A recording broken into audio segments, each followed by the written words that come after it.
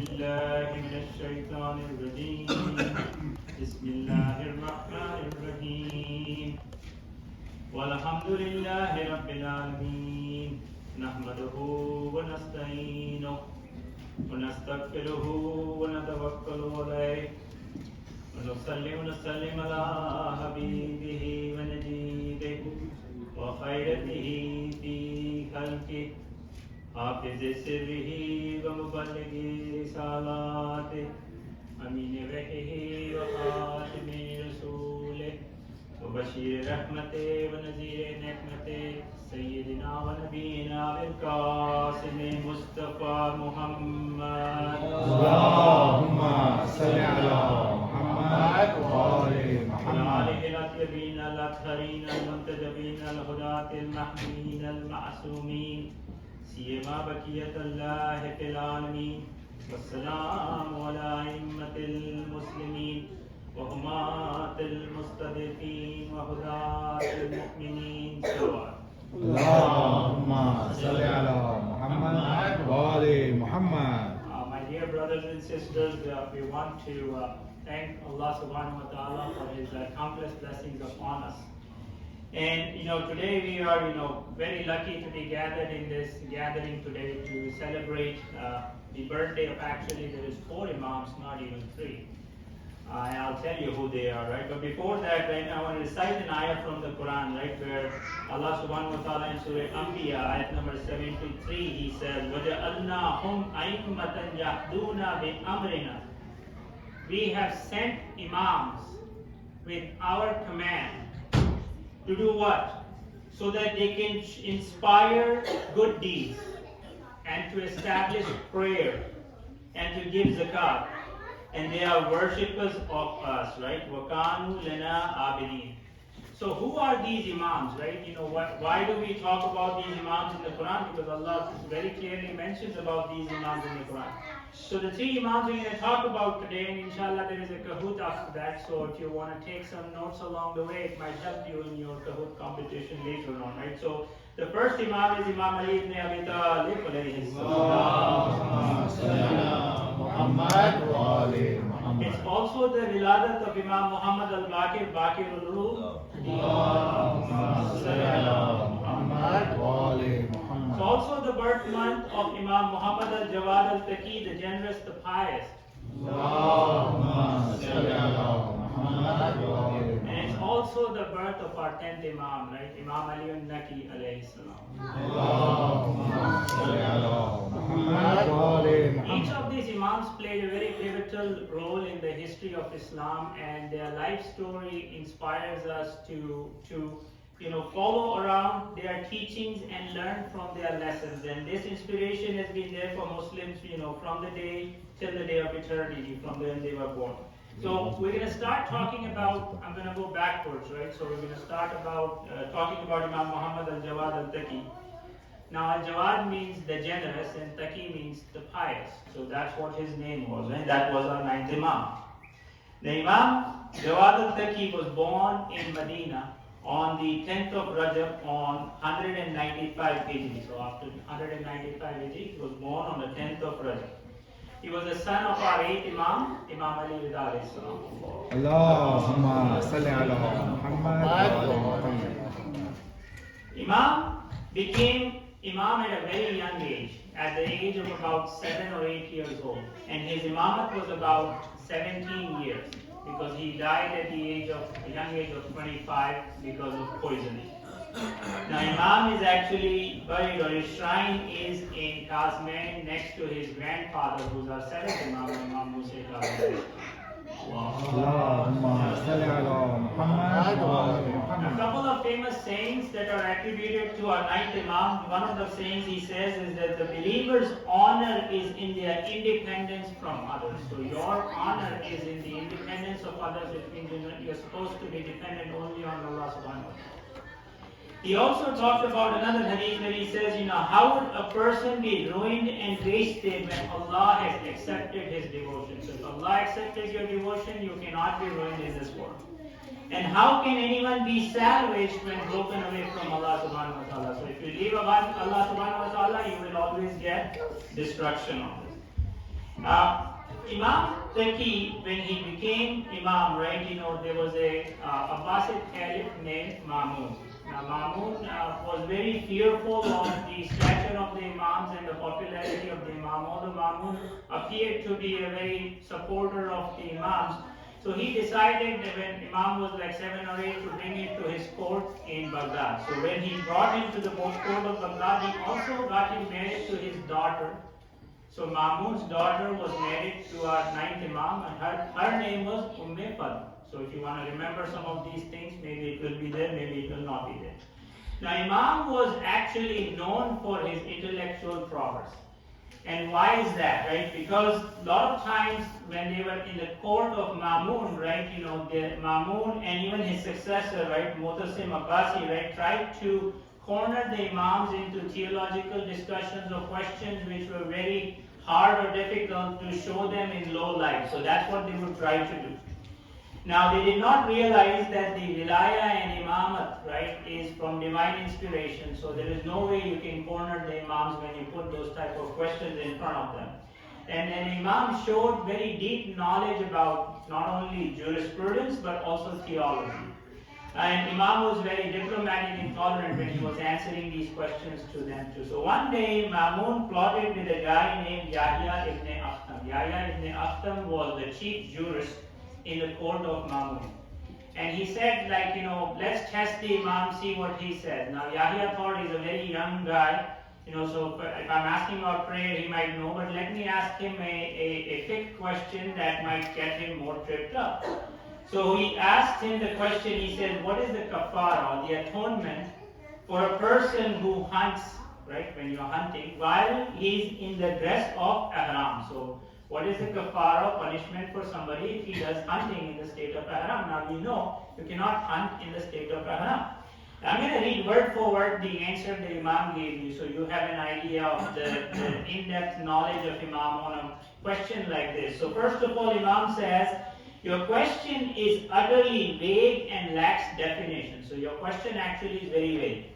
You should clarify whether the game was killed outside or inside the Kaaba, right?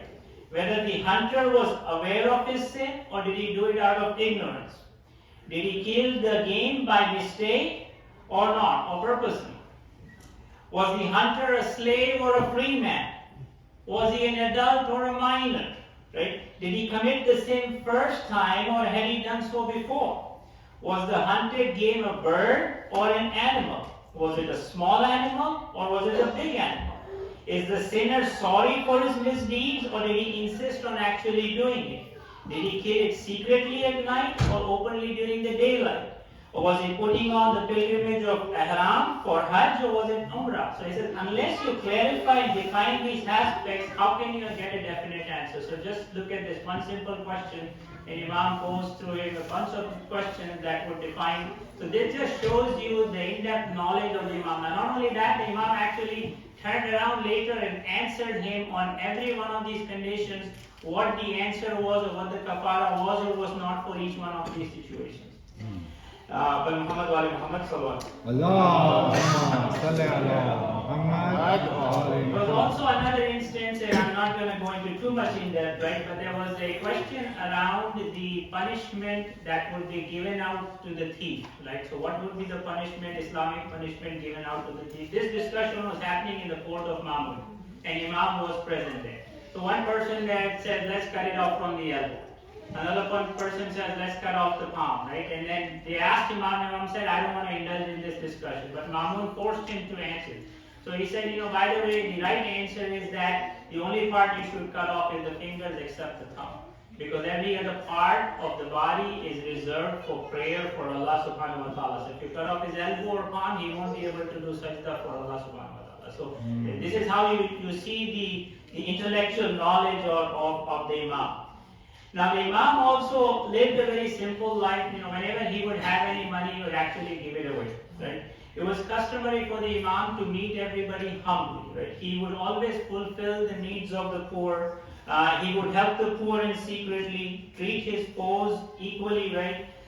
Extend hospitality, and then he also indulged in teaching Islam to anybody and everybody who wanted to learn about it. Now, unlike every other Imam, right, the Imams actually have a tradition of martyrdom, so ninth Imam was not, exception to that rule.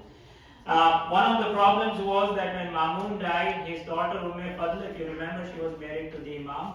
The next person who came in, Mutasim Abbasi, was the next caliph. He secretly plotted with her and his brother to actually poison the Imam, and that led to the poisoning of the Imam, and that's how the Imam passed away at the young age of 25. So, Muhammad wa Muhammad sallallahu alaihi wasallam. Now, Imam Jawad's martyrdom is also, a testament to his unwavering commitment to justice and not compromising on his ideals, right? So that's just one way to look at it. The next Imam is Imam Muhammad Baqir alayhi salam. Imam Baqir was also known as Baqirul Ulum.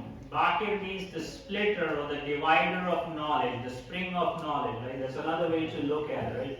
The Imam was born on the 1st of Rajab on 57 Hijri. Now, if you guys don't know the instance of Karbala, actually Imam Baqir was there and in Karbala at the age of 3 or 4 years old. He was actually there in Karbala. His Imamat lasted for 19 years. His mother's name was Fatima bint al-Hasan. Now, his father was, of course, our fourth Imam, Imam Zainul Abidin.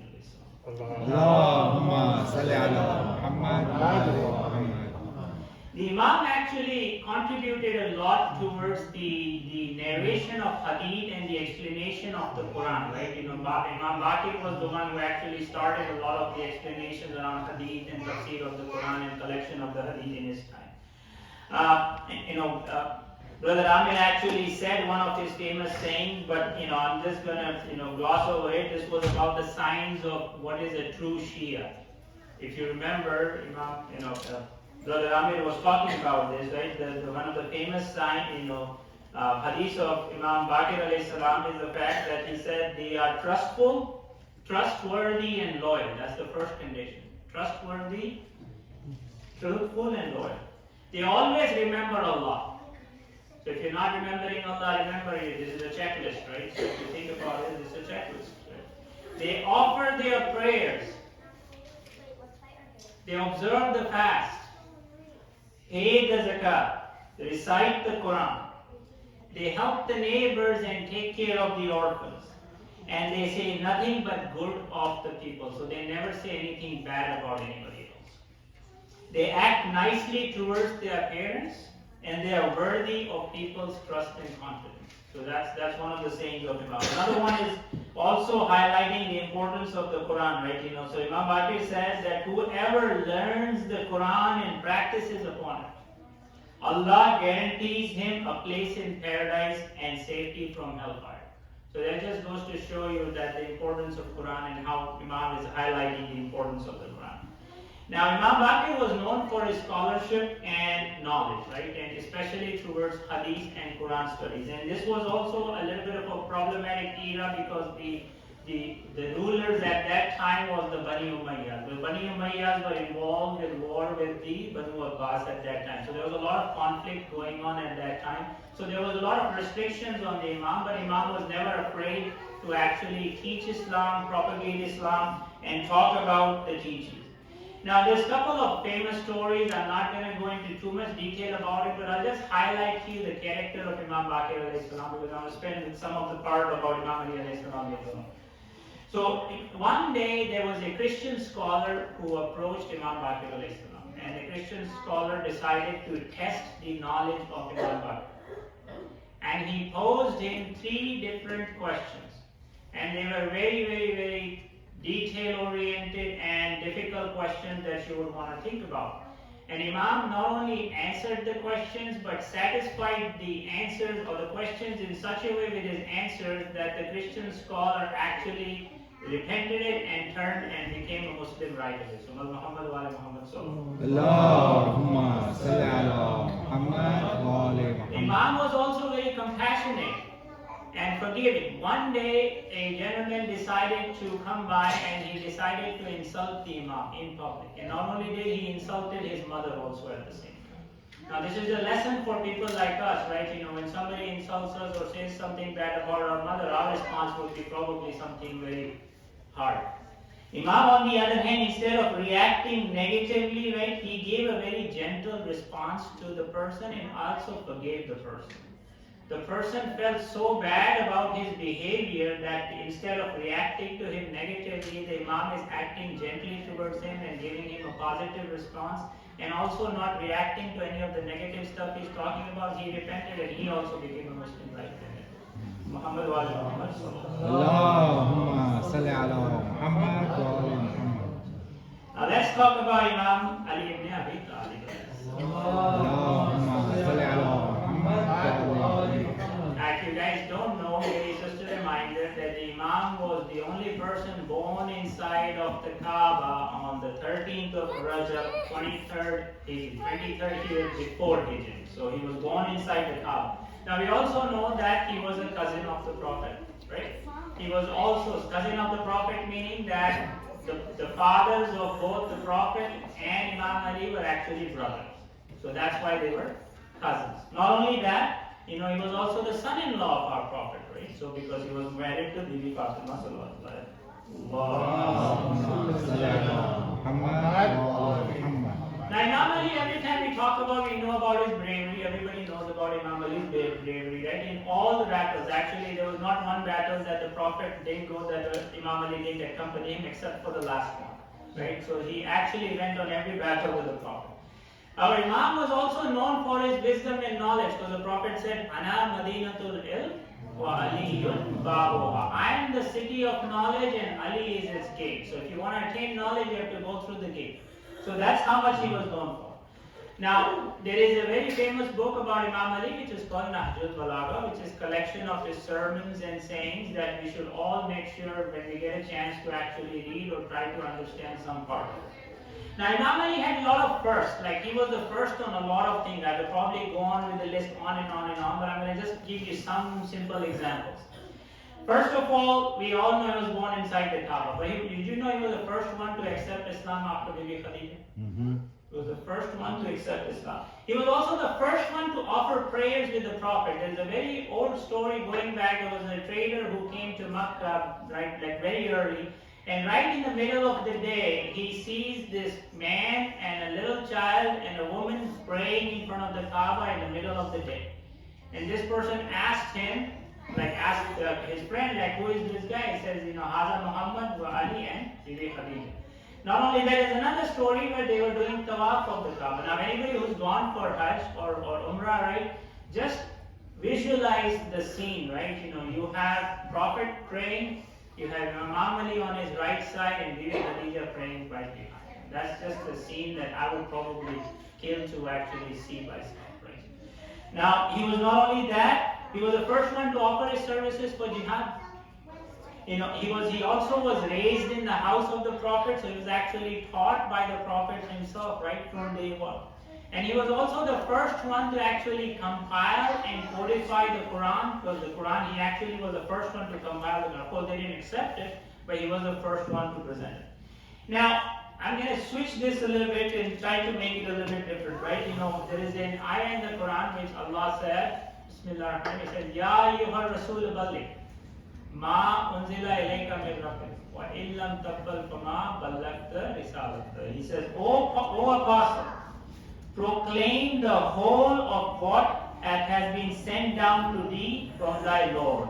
If thou does it not, it will be as if you have not performed the duty of prophethood at all. So what was this big announcement? That Allah was threatening the Prophet, saying, if you don't make this announcement, you have actually not performed any of your duties of Nabuwwah. So at that time, the Prophet, gathered everybody in the place of Balirekum. This was after the Hajjatul Wada, right? And he called everybody, he waited for the ones who were behind me, he sent people who were gone ahead and said, bring them back. And then in that field of Balirekum, the Prophet asked the people in front of him, he says, am I not worthy of the believers than themselves? And my wives are their mothers. So everybody said, Ya Rasulullah, yes, that's correct. So then Prophet took Imam Ali's hand in his hand and he raised it and he said, Man kunta mawla fahaza aliyun mawla. whosoever I am Mawla, Ali is his Mawla. Nare Haidari. And then he turned around and did the dua. He says, "O Allah, love him who loves him and hate him who hates him."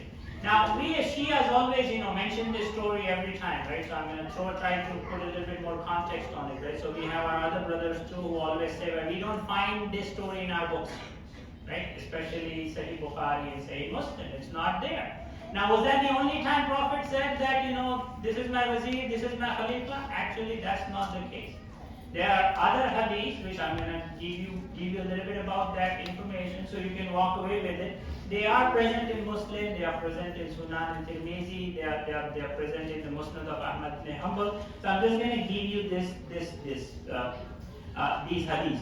One of them is called, we actually call it Dawat-e-Zul Ashira. A lot of people might have heard, but the actual correct name of the hadith is Hadith al-Dar, the hadith of the house. So when the Prophet initially became Prophet very early, Allah commanded him to invite his relatives to accept Islam. And he invited his relatives to come, and when they came for the dinner, he actually started talking about Islam and said, "Who's going to help me?" And Imam Ali stood up right away. So Prophet said, "No, sit down." Second time, he asked the same question. Nobody else stood up. Imam Ali stood up. Prophet said, "Sit down."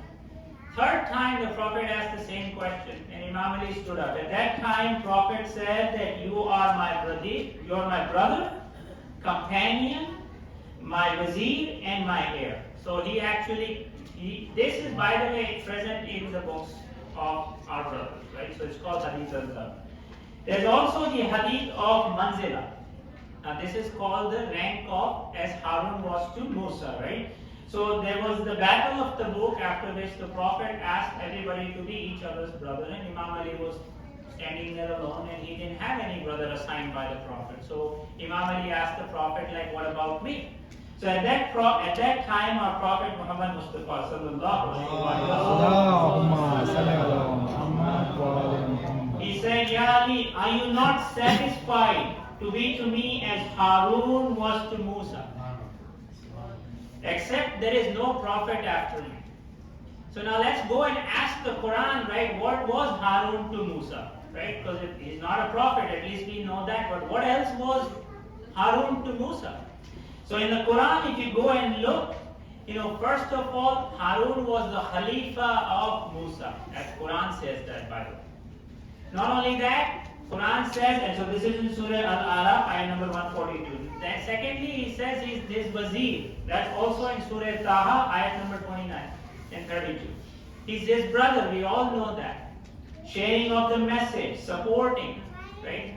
And then, of course, the Hadith-e-Thaqalain, right? Where the Prophet said, he says, "I am leaving among you that which if you hold firm to it, you will never go astray after me.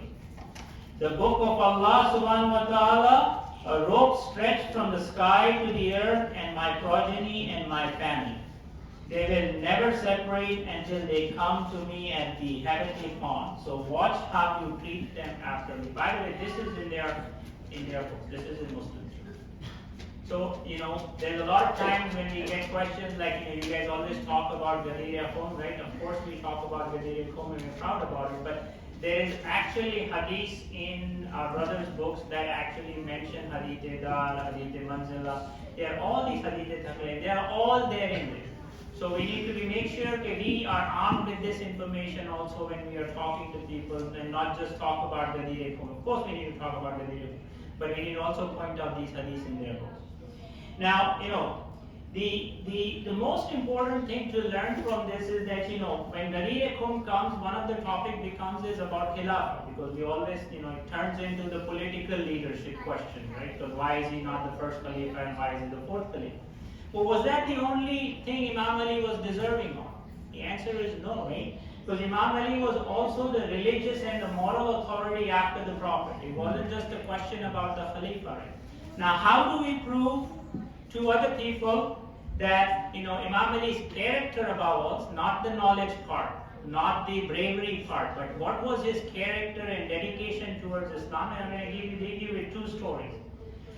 The first story is the night of Hijrah. Quraysh actually spotted to have 15 people from different families gather spears and swords, and their plan was that before dawn they were going to assassinate our prophet by coming into his home.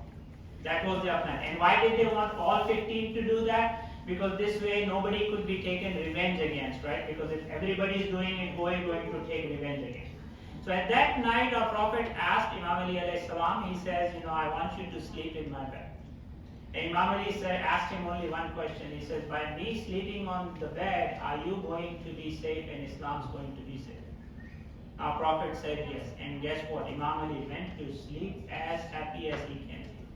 Knowing fully well there's 15 people outside standing with spears and swords ready to strike. And not only that, Imam actually put the prophet's robe, and then he covered his head and he went to sleep. And then all of a sudden before dawn, prophet actually disappeared, right, in the middle of the night. Then dawn, these guys come in, right, and then they start beating up Imam Ali. All of a sudden they realize that it's not the prophet, it's Imam Ali alayhi salam. So they ask him, where is Muhammad? Sallallahu alaihi wasallam. So Imam Ali responded, did you leave him with me that I can give him back to you? If not, then you need to get out, right, because he's not with me. So this just goes to show the unwavering dedication. Would you be, if you are asked to sleep in the bed, knowing fully well you could get killed? That's the level of dedication to Islam and towards the Prophet shown by our Prophet.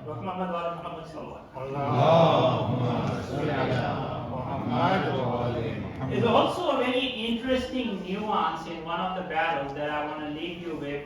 This is the last part of the thing here. So Imam Ali was very famous for his bravery. One of the battles that happened was the Quraysh one day decided to gather an army of 10,000 people, and they marched from Makkah all the way to Medina because they wanted to destroy all the Muslims and get rid of Muslims altogether. Now at that time, Salman Farsi recommended that we should dig trenches, right? Big trenches, so these people cannot cross over their army over and come. So the Muslims decided to dig a trench around Medina so these people could not bring their army over. Now, what happened is there was some warriors on the Quraysh side. When they reached there, they realized that she could not, cross over. But a couple of them, especially one gentleman, his name was Amr ibn Abdul. Amr ibn Abdul was known for his bravery, and it was known that he was equal to 1,000 warriors. 1,000 warriors. So he decided to get on his horse, and where there was the khandak or the trench was like less, he jumped his horse over and he rode all the way to the Prophet's tent. And then he came there and he started shouting to the Muslims like, I am here to challenge you to come fight me. He says, if you come kill me, then you are a jihadi, right? If you get killed, then you become a martyr and you go to hell. Nobody stood up. Nobody stood up except Imam Ali stood up. So the Prophet said, sit down here. Second time he challenged again. Nobody stood up. Imam Ali stood up again. Said, sit down again.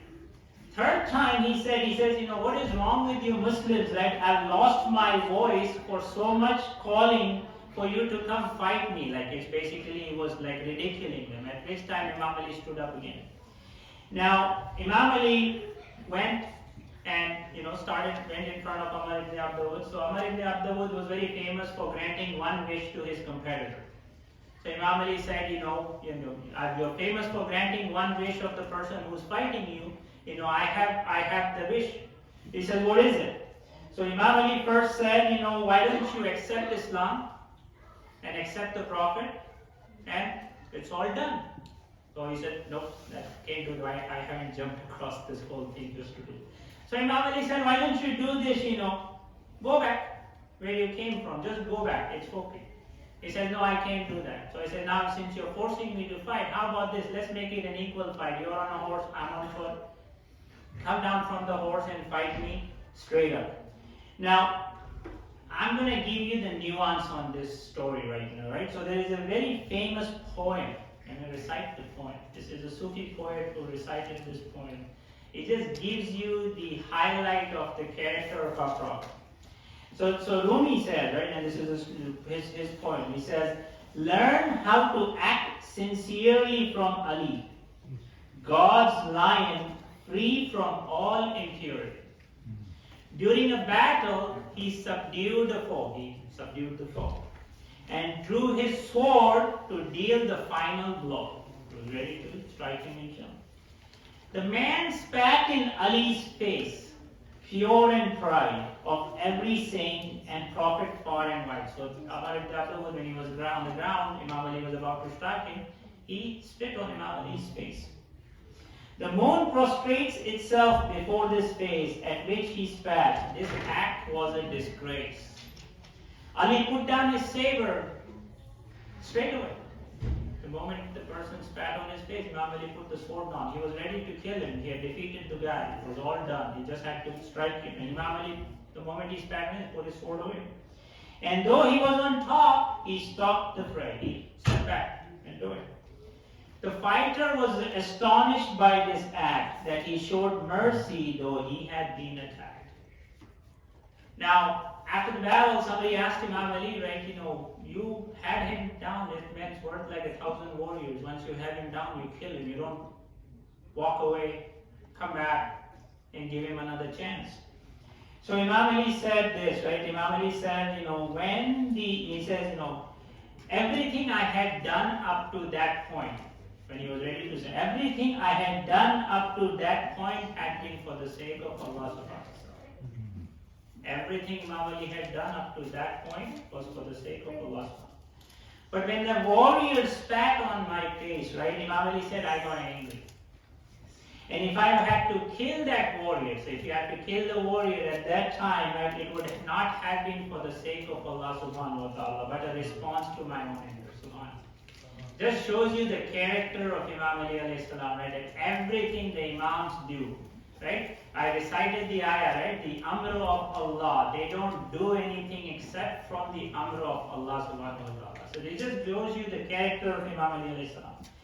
Now, the Prophet said a very famous hadith, which you probably already know this, right? The Prophet said that Ali's strike at Amr ibn Abdul in the battle of Khandaq was worthier than the worship of all humans and jinns combined. Imam Ali's one strike in the battle of Khandaq was worth all the ibadah from the creation till eternity. Imam Ali's one strike was worthier more than all the ibadah of everybody else. Muhammad wa ali Muhammad sallallahu Allahumma salli ala Muhammad wa ali Muhammad. And Imam Ali was actually after that called Asadullah Ali. Right? So that was his title after that. Muhammad wa ali Muhammad Allahumma salli ala Muhammad wa ali. So in conclusion, right, the lives of these Imams are a source of inspiration for us, right? We can take a little bit learning from every one of them, right? Imam Ali alayhi salam's unwavering and pure-hearted commitment to Islam, right, to the Prophet and to Islam was to the point where he was willing to sacrifice his life, and everything he was doing was for the sake of Allah subhanahu wa ta'ala. No questions asked, right? Imam Baqir was known for his intellectual contribution to hadith, right, and the teaching of Islam. He actually started the school of Imam Jafar as-Sadiq, because Imam Baqir was the one who started teaching hadith and teaching pupils about Islam, and then Imam Jafar as-Sadiq continued that tradition. And also being compassionate of nature, right? Even though if somebody comes and insults you, he actually has a very forgiving demeanor towards that person. And then the life of Imam al-Jawad, right, offers us lessons that show us that the pursuit of compassion, resilience, and justice in one's life. So we learn lessons from every one of these Imams. These Imams are all beacons of light and guidance for us.